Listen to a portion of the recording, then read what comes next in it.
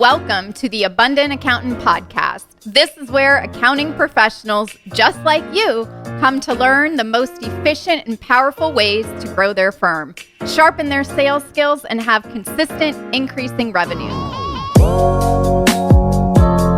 We cover topics from sales, networking, handling objections, negotiation, pricing, finding those ideal clients, and how to get rid of the ones that just don't suit you and how to set those boundaries so you can stop giving away your time, working for free, putting yourself on sale, and really start to get paid for the value and the worth that you bring to your clients. You'll learn tips, strategies, as well as hear others from personal interviews from successful accounting professionals. This podcast will show you exactly how to create the firm and life of your dreams full of abundance.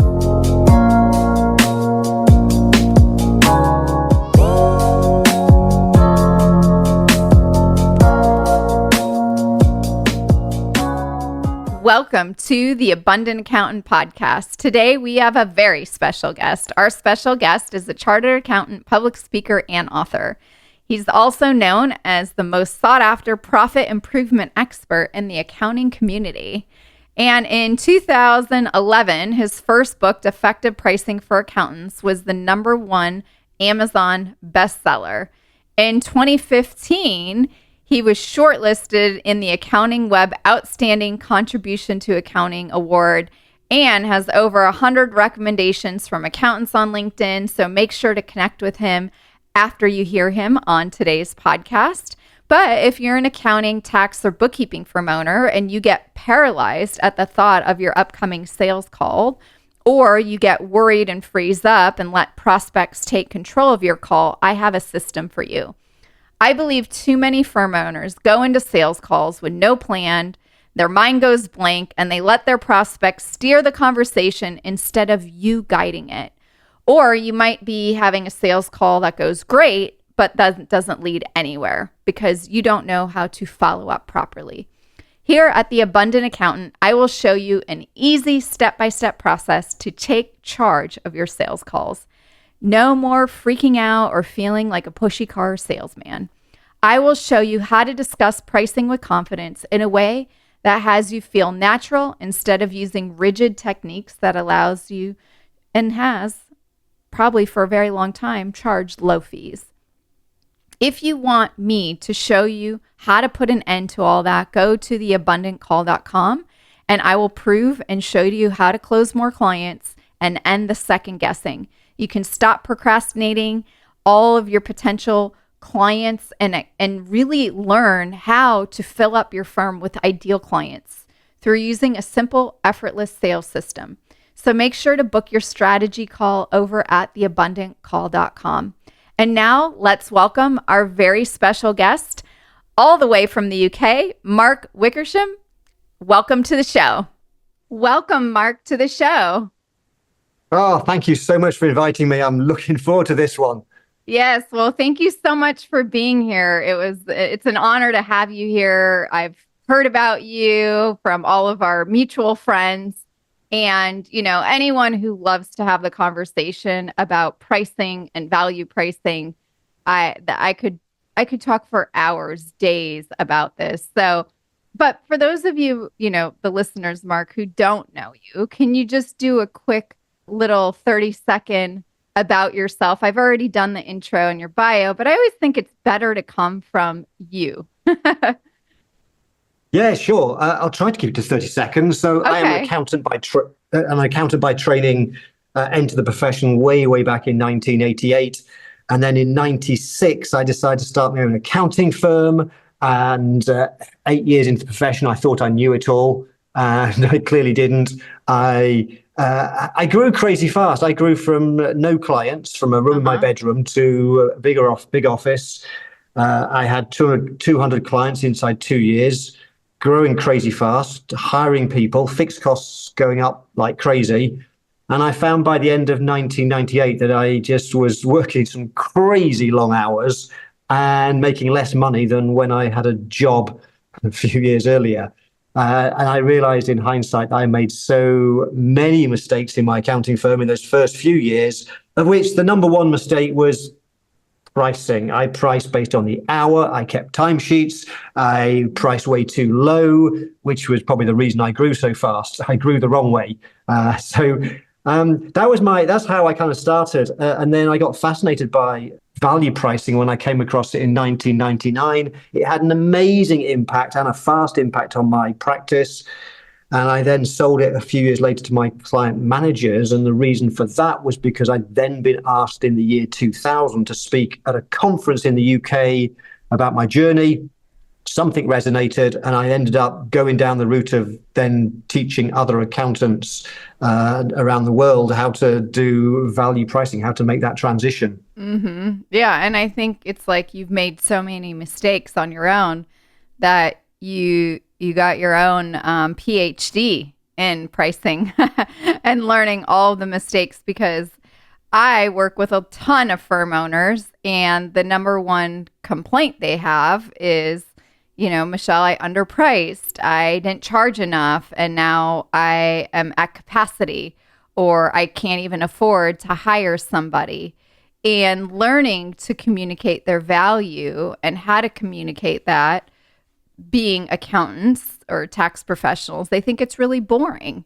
And so I'm very excited to have this conversation with you today. And I know you have 7 main foundations of value pricing, but I want to talk about the top 4. If you had to pick the 4 out of the 7 that you think is a better way for firm owners to price their services so they don't feel like how you felt, where you could have probably made more money at a job than what you were getting in your firm. So. Yeah, okay, we can certainly do 4. That means I've got to quickly think. Well, maybe we can get to all 7, but let's start with the main 4 and see where we're at, because 7 is a lot. But I know, like, how to value price your accounting and bookkeeping and tax services is your main thing, and that's what I'd love to talk about. Sure. Yeah. Okay. Well, 4 do spring to mind, and I think that the first thing to talk about, and I call this the first step to value pricing, and value pricing is not easy, by the way, and it's difficult because value is subjective. You can't touch it, you can't feel it, you can't measure it. And accountants love numbers. We all love numbers. And I think the reason we like our timesheets is we feel like we're measuring something that's accurate, even though it's the wrong thing. So value pricing is challenging, but nevertheless, we can take it in stages. I talk about the idea of the journey of taking things one step at a time. And I think the first most important concept of value pricing is what I call charging different customers different prices, which is a plain English way of saying price discrimination. It's the economists call it price discrimination, right. But it is just simply charging different customers different prices. And I love the way that Ron described it, my friend Ron Baker. He said that value is in the hearts and minds of customers, which means that every customer values things completely differently. And therefore, we've got to figure out, well, how do we charge different customers different prices? What are the ways that we can do that? And also, how do we figure out how to charge a price that's as close as possible to what economists call the buyer's reservation price, which I'm a simple person. I prefer simple language. The simple version is maximum willingness to pay, because everybody's willing to pay. Elasticity, right? Like, how far can you stretch the rubber band without it hitting a breaking point? Absolutely right. And so for every service that accountants sell, whether it's tax returns, bookkeeping, whatever, the person they speak to has got in their mind a maximum willingness to pay. They probably can't articulate it because it's in their subconscious, but there is a figure they won't go above. And our goal is to figure that out. Mm-hmm. But what we can't do is we can't ask the client. We can't say, so tell me, Bob, what's the most that you're willing to pay for this tax return service? Because they either won't answer that question or they're going to lie and give a low number. So that doesn't work. So we have to figure out. That does not work. Absolutely not. No. So we have to figure out a different way. And this is where price discrimination comes in really handy, because one of the easiest things to implement, and yet it's so powerful, is what I've always called it menu pricing. But what I mean by that is giving people different choices, options, packages. Sometimes it's called the bronze, silver, gold approach. Sometimes it's called Goldilocks pricing. There are lots of different ways it's been called, but I call it menu pricing. Think of it as giving people three choices, three options. So if you're selling tax returns, you have a bronze service, a silver service, and a gold service. Never use those words, but people, I think, understand when I say that. And it's powerful for so many reasons, and one of which is we have no idea what the maximum is that somebody's willing to pay. And so if we have a single price, if we give people a single fixed price, that is guaranteed every single time to be the wrong price. And it's the wrong price because let's say we're talking to a client about doing their tax return, and we've decided based on the complexity that it's going to be $750. As we're talking about our service, the client's starting to form in their subconscious a price they're willing to pay, a maximum willingness to pay. And that number's never going to be that $750 that you're going to charge. It's so remote and impossible. It's not going to happen. The number in their mind is either bigger or smaller. If they're thinking, hey, this sounds pretty cool, this has got to be worth paying $500 for, and you say $750 when they ask the price question, you're too expensive, they're going to go somewhere else, you lose out.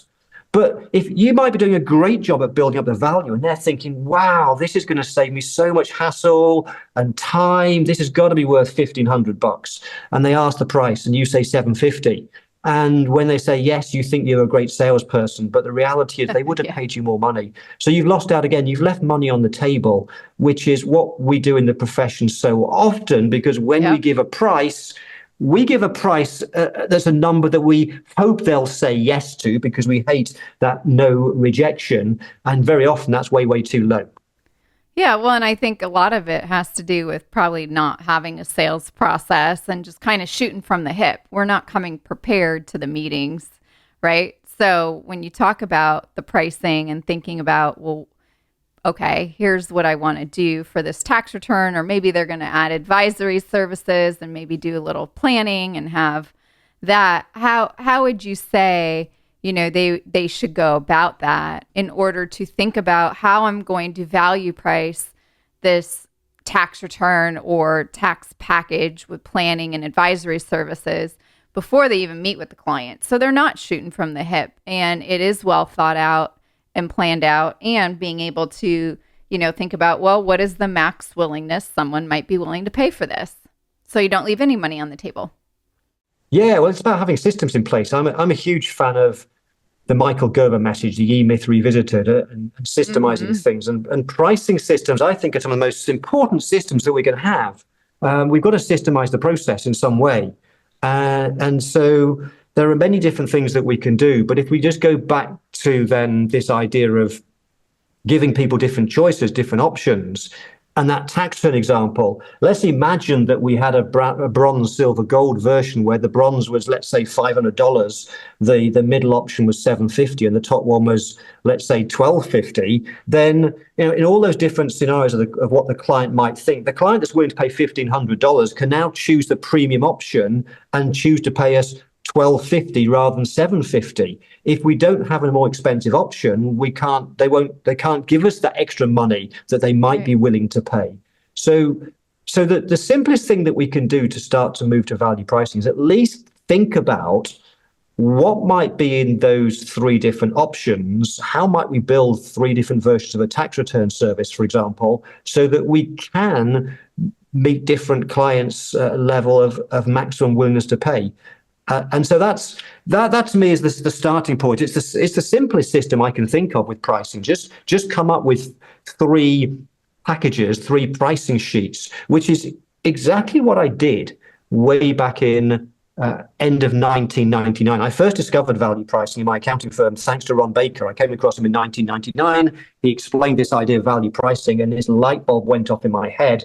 And the first thing I figured out is you've got to give people different choices. So I created three sheets of paper for one of my tax services. It happened to be in corporations. And I found that once I'd created that simple system of giving people three choices and explaining those three choices, people started paying me almost 4 times the price for doing exactly the same thing. And so the profitability of that service just went crazy through the roof for the next couple of years, which was really how I managed to turn my accounting firm around so fast from a complete mess in 1999 to something I could then sell a few years later. And so that was the starting point. That was the first system that I created. And when you did that back in 1999 and you were getting paid 4 times more for it, how did you, because I hear this a lot from my clients and a lot of firm owners, well, I hate the sales calls. I hate selling. I don't like being pushy and, giving these options. And how am I going to do this to my current clients without them all leaving me? So how did you do that back in 1999 when you did it with your current client base and increase them? Yeah, interesting question. And one of the things I found, which is really interesting, is that when you give people different choices, if you've just got one option, one package, and one price point, then when you present that to the client, it's a binary choice. They either buy or they don't buy. And so we feel that pressure of the sales call of will they buy this, won't they buy it? We best make sure that we use all the sales techniques. But the minute you change to giving people different choices, you see that they want to buy because otherwise you wouldn't be having the conversation in the first place. And the minute you give people 3 options, 3 choices, and 3 price points, then it sounds strange, but subtly the conversation changes from a high pressure sales binary decision, will they buy yes or no, to now it's more about, okay, so which one do you think is the right one for you? Which is a much easier sales conversation because it kind of presumes that the sale's already been made. It's now just a case of choosing, well, which one's the most appropriate for that particular client and their needs. Yeah, no, and I've heard this because I've had this conversation with Ron many times, and I think maybe for like a tax return that works well, but I'm just curious to hear your standpoint on this because I've had this discussion with Ron because I see it a 180 difference when it comes to, let's say, planning or a resolution case. It's like, okay, I'm seeing Dr. Mark today. And when I see Dr. Mark, I don't want to, I want to go to the best doctor. And there's only really one way to perform surgery on my resolution case or on a planning engagement or something along those lines. That's not compliance based. Maybe you have the package with just the return and return with 4 phone calls a year, or maybe you're meeting monthly and each package has a different, level of service to it. But what's your take on like a tax planning engagement where, you're the doctor, and when I go visit the doctor, they're not like, well, do you want, this surgery package or this one or this one? It's like, no, I just want the one that's going to have me walk out the door feeling great with both legs attached. I talk about my boyfriend just had a surgery on his back and the doctor didn't give him 3 options. He just said, here's what you need to do in order to remove the sciatic pain. And this is how I'm going to do it. And this is what you're going to have to pay. End of story. If you want to walk out of here, no problem. So I'd love it to hear your take on that with value pricing and, obviously ditching the spreadsheet and all of that for more advisory work on the larger scale versus, like you said, on your business tax returns and offering the option 1 or option 2, where I get that the client does want to buy. Otherwise, they wouldn't be talking to you. But thinking about, well, which one is best for me on the tax return, I'd be looking at you as, well, you're the expert, not me. So can you tell me what you think is best for me too? Sure. I would still, I do a lot of work teaching accountants how to price business advisory and also tax planning. It's the same advice that you still give people different choices, different options. You still present different options, and there are lots of reasons for it. But let's take for a minute business advisory work, because there's still a difference in the approach that you would sell and price advisory, let's say, compared with a compliance service like tax returns. You see, one of the big challenges that we face when we're selling advisory work is two things. Number one, unlike, for example, a tax return has to be done. The client has to have a tax return done. So that's the first issue. Whereas business advisory, I call advisory a luxury service. Nobody has to buy advisory. And secondly, when somebody's coming to buy a tax return service, they've probably already experienced that, perhaps from their previous advisor, and they have an idea of a ballpark figure of what the price might be for a tax return. But with advisory, they've probably never experienced advisory. So they have no idea what the price is. And so what we have to do is guide them as to what is the right price. Yep. Because and this is where we get into, it was actually, I was going to talk about this at the end, one of the fourth key principles, and that's price psychology. It's the idea of how do we make the price feel as small as possible, not be as small as possible, but feel as small as possible. And that's where price psychology comes in. And the most powerful principle in price psychology is the idea of anchoring. And what that means is that we are all, as customers, completely clueless about price. Whenever we buy anything and we see a price, our subconscious goes off to try and compare it to something else, and then it comes back with an emotion or a feeling. We don't, in our brains, we always convert it to a feeling like, wow, that's expensive, or what a bargain that price is. But we do it by making a comparison to something else. Yep. And so what we have to do is create the right anchors, because, and let's use advisory as a case in point. So let's imagine that the client we're talking to is previously a small business, and they've been buying accounting services, compliance work for, let's say, $4,000. And we know that we can transform their business through advisory. And for that size client, we would typically charge, let's say, for argument's sake, 4 times the price, $16,000 a year. Now, if we said to the client, the price for doing this advisory project is going to cost you $16,000, they will probably compare that in their subconscious to the $4,000 they've been paying for compliance work. Even though it's way more valuable, they're going to go, wow, that's really expensive. Yep. So if we want to sell a $16,000 project, we've therefore got to place a bigger number in their mind first.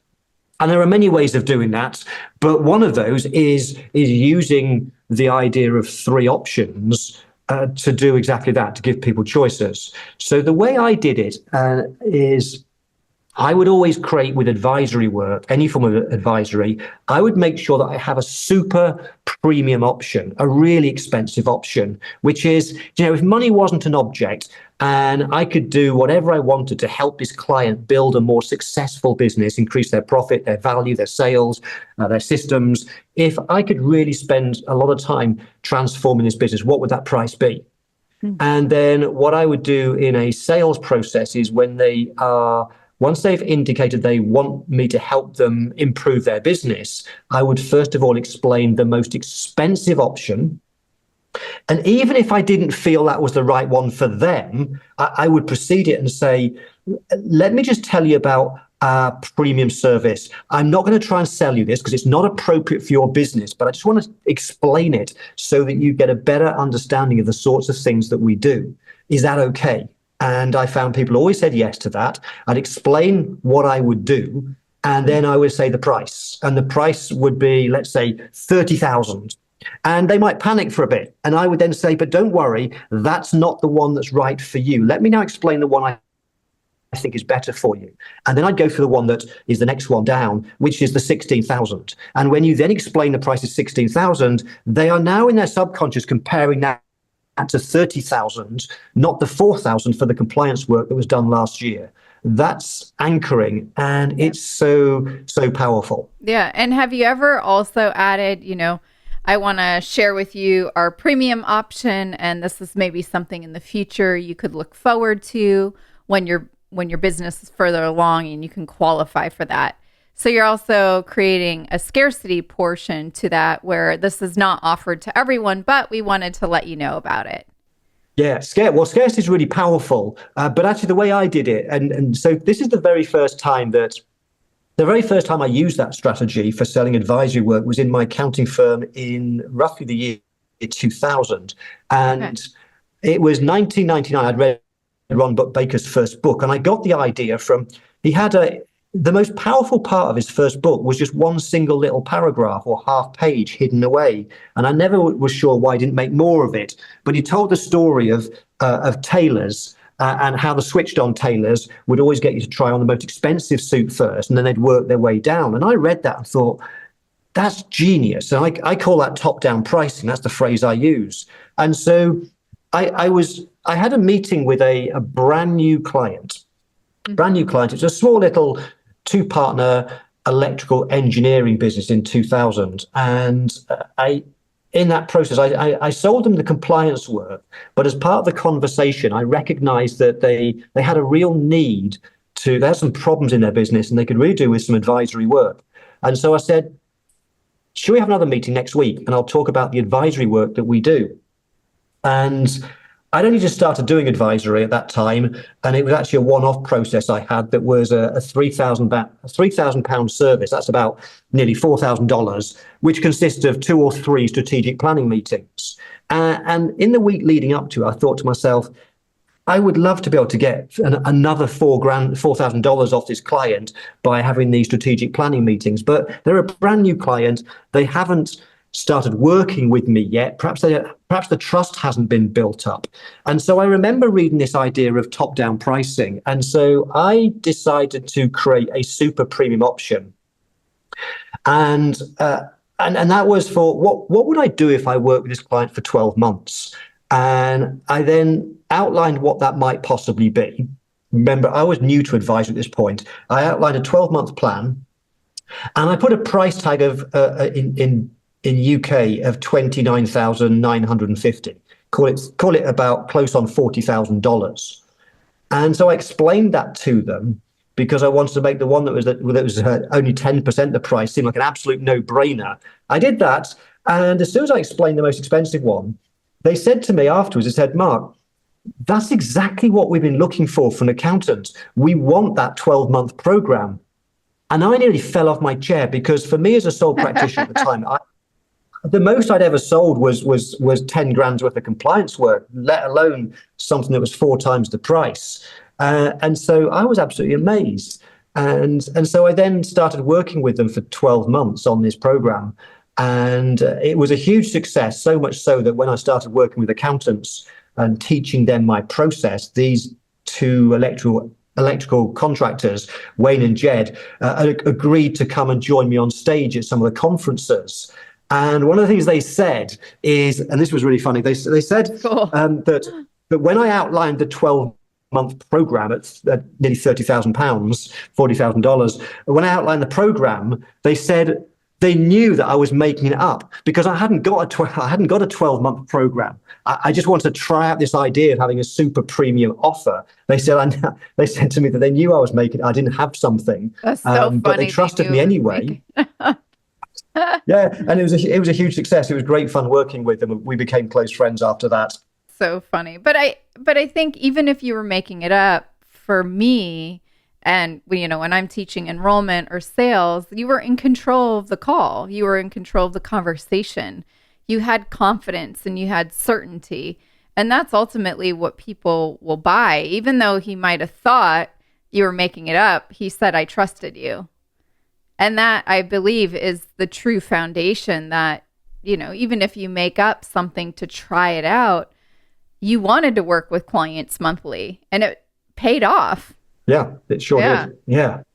So, and I think too, and I don't know your thoughts on it, but when you use these spreadsheets or charging by the hour, it's almost like you're trapping yourself in a formula and putting yourself up against the wall. Even though I know accountants and tax professionals love formulas and love systems on those things, but when it comes to your pricing, we have to throw that out the door. And, I love this. I love the super premium option because I always believe that that's the one that's going to deliver the most value. And that's ultimately what most people need. It's just that they don't know what they need. Yeah, and as customers, we all love choice. We as customers, we feel more in control when we're presented with different options. I remember I'm a big fan of Apple, and Me the first time too. I bought the first time I went to buy an iMac computer. Many years, I've got dozens of iMac computers now, but the first time I bought one, I went to the Apple store on their website and clicked on the menu option for iMac. And when you do that, surprise, surprise, they give you three choices, which is really interesting. Now, I had a budget that I was going to spend about £1,000. That's about $1,300. So I was going to spend about £1,000 on this iMac, and I saw that the middle one felt like the right one, and that was about 1,200. And I thought, do you know what? It's a little bit more than I was budgeting, but I'll go for the middle option. And which is strange because I know, because I teach the reason why that works and the psychology behind it. But even when you know what Apple are doing, you can't protect yourself because it's just so powerful. So I went to the middle option. But here's the funny bit, because this is where you then go to another level, is once you click on that middle option at 1,200, they then present you with further choices. It's called the upsell. Add-on. The add-ons. And the add-ons, yeah. And I sat there thinking, oh, yeah, I could do with that. And I could do with that and that. And I'm ticking the boxes. And I checked out when I hit the sales page and checked out, paying just over £2,000, which is double what I was going to spend. But I didn't feel ripped off because I was in control of the process. I could choose what I wanted. And it just shows that as customers, we want choice. We want to feel that we're in control. And then from the other side of the table, if we're the accountant giving people choice of options, we actually make more money as well because the client chooses other things based on their perception of where the value is. As long as we present the value and give them the choices, they'll pick things that they want. And every client's different. You can't predict. Every client wants different things. They value different things. So we have to have a system, a process for giving people different choices. Yeah. And I think a lot of times too, if you don't prepare and have these options, readily available before you meet with a prospect, did you ever feel like before 1999, Mark, that your mind just would go blank and then your prospects would take control of your enrollment or sales calls? Because, maybe in the past you were just doing hourly or you were using a pricing spreadsheet. Oh, absolutely. Before 1999, before I discovered value pricing, my pricing was abysmal. So this is, let me explain the process, because which I cringe at now. But I was growing fast. I was good at marketing. That was the thing I think I was good at. So I was getting on average 4 meetings every single week, meeting business owners. So I'd sit down with a potential new client, and I also was my background was tax. I was very good at tax planning, and so whenever I met with a potential client, the first thing I would do is I would ask if I could see a copy of their last financial statements. Why? Because I look for tax planning opportunities, and I would usually give them 3 or 4 different ideas of things they could do to save tax. And so people would say to me very often, wow, Mark, that's amazing. I've never heard that from my existing accountant. You are exactly the person we've been looking for. And everything seemed to be going really, really well up until the point they then said, so tell me, Mark, what's it going to cost? Mm-hmm. And at that point, I'd panic because I'd have no idea. I've never worked with them before. I don't know how much work's involved. And so what I would then do is I'd say, great question. I'm going to go away and think about it, and I'm going to send you a proposal through the mail. That was back in the days when we used the mail. And so I'd then spend hours creating this proposal and sending it off to them through the mail or by email, and then keeping my fingers crossed that in the next few days, I get a phone call from them saying, Mark, this is amazing. Let's get started. And that almost never happens. And I learned years later that a huge mistake I made is that you must have the pricing conversation in the meeting, because if you don't, you've lost control of the process. Because what happens is, and we all do the same thing, whenever we get a proposal for anything, like the painter and decorator gives us a proposal for painting our house, it doesn't matter how great that proposal is, the first thing we look for is we go down and look for the price. And as soon as we see that price, we make an immediate judgment about that. Usually, that's more than I'm expecting. And so when we get that proposal, rather than then talking to the person who sent it, we either go back to our existing accountant or we find somebody else to see if they can beat it. And we all do that in the accounting profession. We all try to undercut the other accountant, which is why we're all working crazy long hours, not making enough money. Yeah. And I think, too, it's like if you send out the proposal or an engagement letter and then you don't hear back from them, I feel that especially in the last few years, you have that feeling of being ghosted. And it's like you're taking a passive approach versus taking an approach that, like you said, you have to have the pricing conversation in the meeting because that's where the truth comes out. That's where you can handle the objection if needed, answer any questions. Because otherwise, yeah, and I believe that for all firm owners and accounting and tax professionals, you're different than the painters. You're providing a professional service versus, a project around your house. It's very different. And I just went through that. I had to paint my house. I probably met, Mark, I'm not kidding you, like 20 people, different people. But the last painter that I went with talked about the price right away, talked about moving forward. You get to talk about those things in person versus the others that it's like, it took them a week or 2 or 3 to send me something. I don't even remember meeting them. You never hear back from them. I hear that from many firm owners. How many of you don't contact your prospects or clients back? And because you're too busy, right? Or overworked and not paid enough. So to eliminate being ghosted and to eliminate that feeling of, I can't believe I, came up with 3 to 4 tax planning ideas and I shared it with them. And then I put all this time in putting together a proposal and then you mailed it or emailed it or whatever you did. All that time was wasted out the door.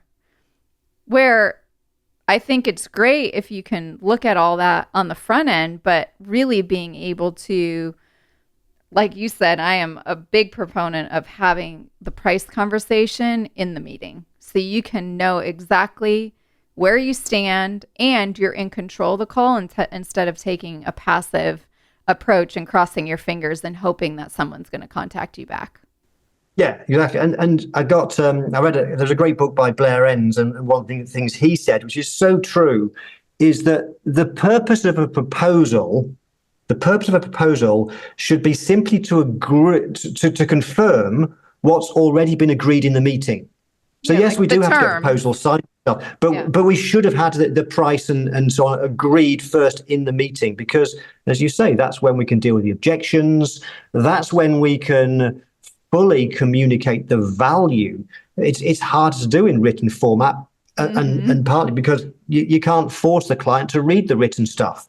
So we have to communicate the value as part of communicating the price. Yes. Yep. Totally. Love it. Awesome. Oh, this is so great. Thank you so much, Mark. I know we've kind of bounced around on the 3 or 4 parts of the foundations to value pricing.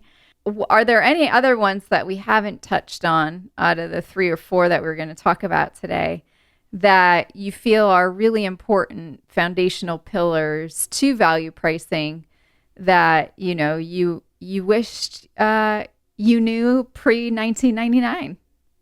Yeah. So we've talked, the two we've really talked about is the one that is about charging different customers different prices, price discrimination, and we've talked about menu pricing, giving people different choices. That's kind of really important. We've also talked a little bit about price psychology, at least the anchoring part of it. Yeah. But I think that when people ask about value pricing, a lot of people think that the most important thing about value pricing is how do you come up with the price? And whilst that's important, I think the single most important thing with value pricing is how do we communicate the value? That's the most important thing. And as a profession, we are not very good at communicating value. It's a soft skill. It's all about words, and words are so important. So if we want to get better prices, we have to figure out the techniques to communicate that value. In fact, If anybody has ever presented a price to somebody and they've got that reaction, oh, that's a bit expensive. Yeah. Well, it's not because it's expensive, because I can always guarantee that accountant bookkeeper is way too cheap. I've not met an expensive accountant outside the Big Four. It's not because they're expensive that they say that. The reason why somebody says that's expensive, it's a knee-jerk reaction we say as customers when we don't understand the value, when we don't understand what we're getting. And that's our fault because we've not communicated. If we say to somebody, we can do your bookkeeping, and your bookkeeping is going to cost you, it's going to cost you $8,000 for the year, you're almost guaranteed to get the result, the answer. Well, that's expensive, isn't it? Because they don't understand the value of bookkeeping.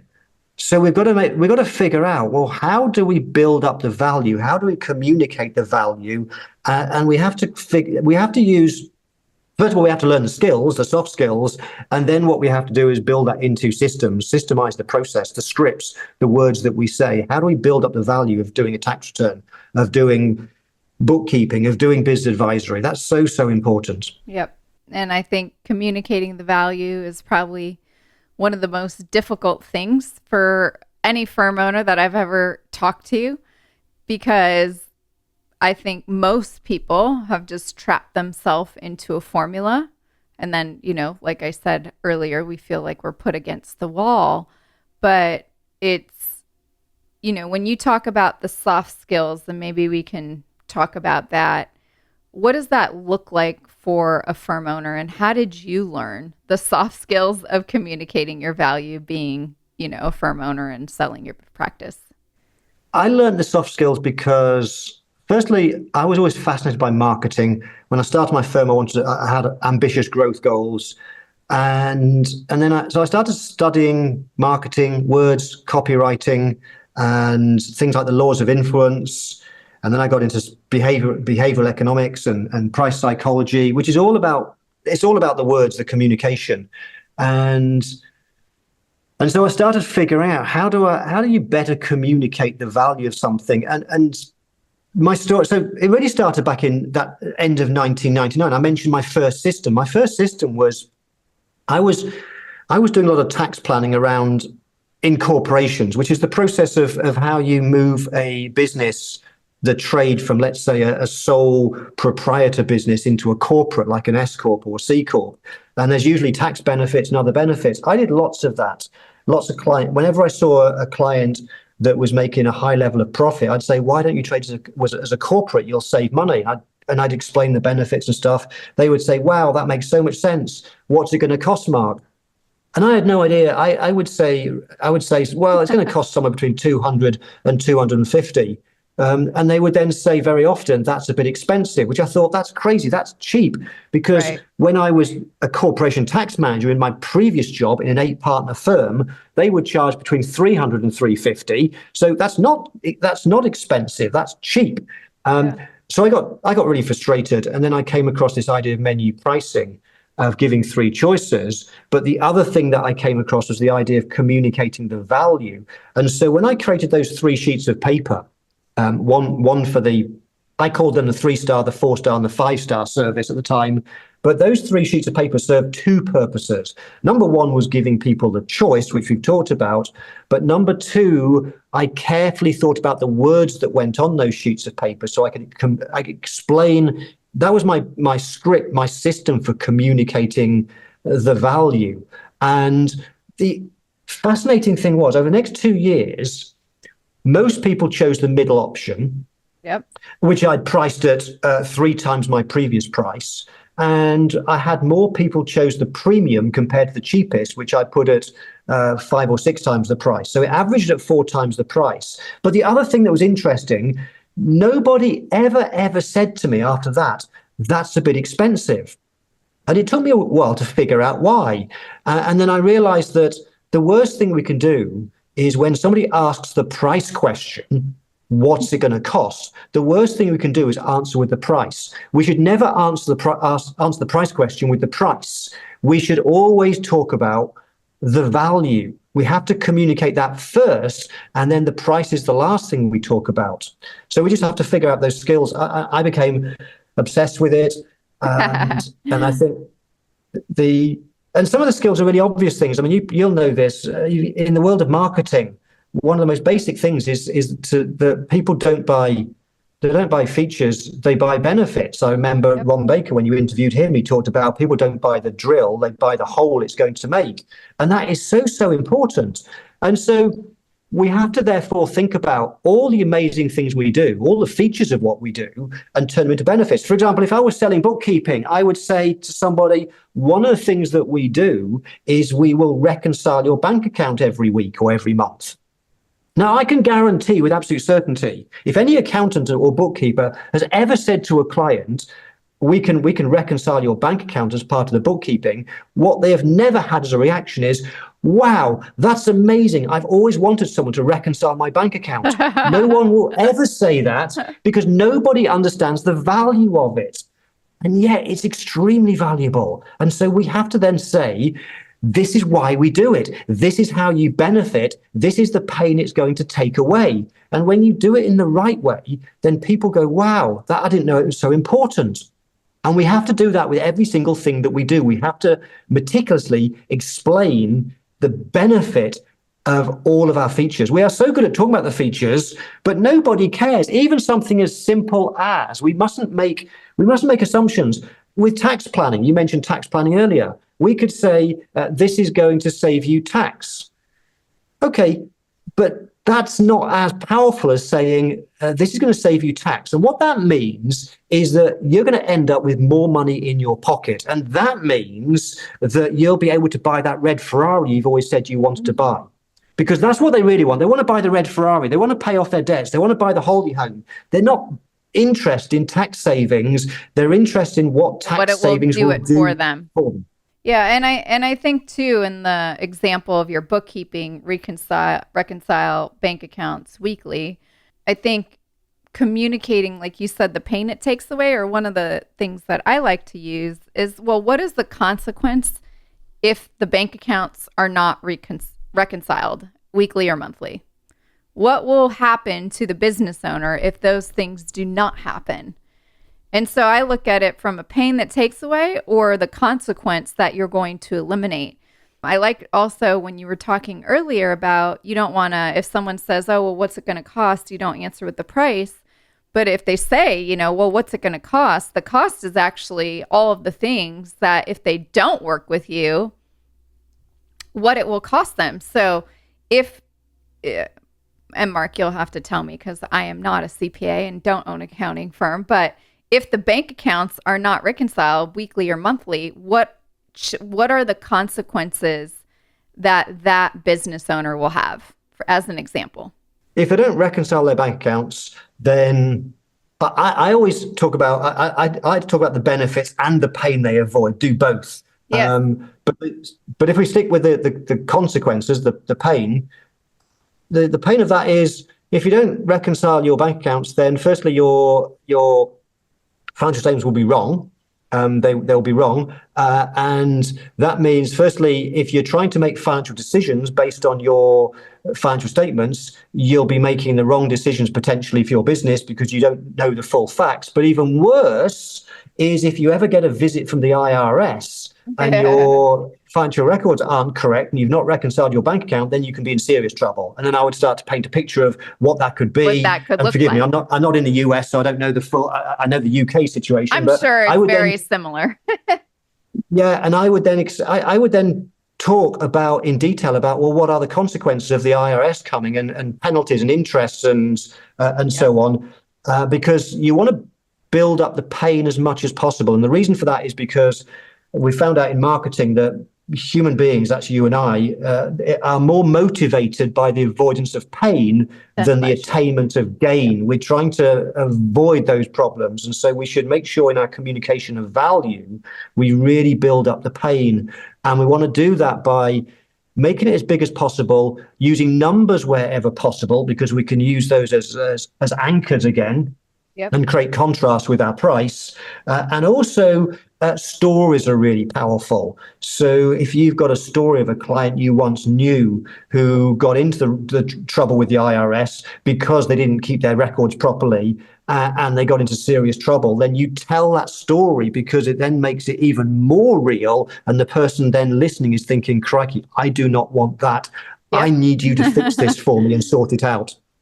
Yeah, no, it's 100% true. And I preach this all day. So yeah, no, I love it. And I think it really also shows your expertise and your knowledge. The more that you understand the consequences and the pain it will take away for a client, I think that also, not only are you in control of the call, but it also is a way to communicate your value in a way that is not with, I call it accountantese, Mark, technical jargon. Reconcile bank accounts weekly that doesn't mean anything to the general population like me. So love it. Thank you so much for sharing that. Well, I think that covers the 4 main foundations of your 7 for today, with the price discrimination, the menu pricing, anchoring pricing psychology, and how to communicate your value. So I just want to say thank you so much for being here with us and sharing these stories, because I think learning through other people's stories that you shared today is just so powerful. And hopefully a firm owner listens and takes action, because that's the other most important thing, is actually doing something with what you heard today. So, Mark, I just want to say thank you again for taking out the time to be here with us today on the Abundant Accountant podcast. It was such an honor to have you here. Thank you so much. I really, really enjoyed it. How can someone learn from you, read something you wrote, or anything like that if they want to, learn more from you? Oh, wow. Where should we start? So I run something I run the Value Pricing Academy, and the Value Pricing Academy is I work with 500 firms around the world, teaching them value pricing and how to create more value through advisory. But the best place for people to start is grab a bunch of my free stuff. So I always recommend, if people connect with me on LinkedIn, you'll find me on LinkedIn, let me know that you saw me here, and then I'll send a response back. Once you connect on LinkedIn, I'll send a link to all sorts of free stuff. Also, I have a YouTube channel with lots of videos on value pricing, but also more recently, lots of things on how accountants can save huge amounts of time using tools like ChatGPT. So I've got a YouTube channel. I have a Facebook group called Value Price with Mark Wickersham. So just reach out on various social platforms. Because of my name, Mark Wickersham, I'm usually easy to find. Follow me, yes. Grab all the free stuff you can, and then perhaps one day we might get a chance to work together. Awesome. Well, thank you again for being here. It was an honor to have you, and have a beautiful rest of your day. And until next time, thank you again. Thank you, Michelle. Thank you all so much for joining Mark and I here on another amazing episode of the Abundant Accountant podcast. It was lovely. We are aligned in so many ways, even though I'm not a big proponent on having the 3 different options, especially when you're selling things at 10 or 20 times what you used to price. But we all have our own, and him and Ron are big proponents of that. So it is something you can try. I always say you got to try on, just like if you're in a dressing room and you're trying on a pair of jeans.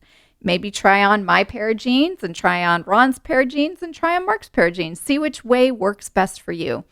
But if you're an accounting, tax, or bookkeeping firm owner and you feel paralyzed of the thought of your next upcoming sales call or prospect meeting, and you constantly freeze up because you come across pushy, I have the solution for you.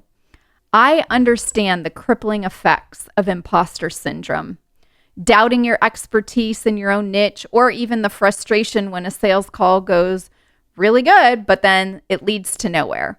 And then you're so nervous of what to do next and you don't know what to say. Here at the Abundant Accountant, I have perfected a simple step-by-step sales process that will eliminate the guesswork and the stress and the anxiety that you might feel right now. You'll finally be able to communicate your true value with confidence, even if talking about accounting and taxes makes it, kind of dull and boring to your prospects. When you book your complimentary strategy call with me and my team, you can do so over at theabundantcall.com. We will talk about how to take control over your conversations with your prospects, how to close more high-paying clients, and really put an end to second-guessing your pricing once and for all. No more trading hours for dollars. The only focus will be having the thriving firm that you feel proud of. So stop procrastinating your potential and book your call today with us over at theabundantcall.com. And I look forward to seeing you in our next episode. Thank you so much.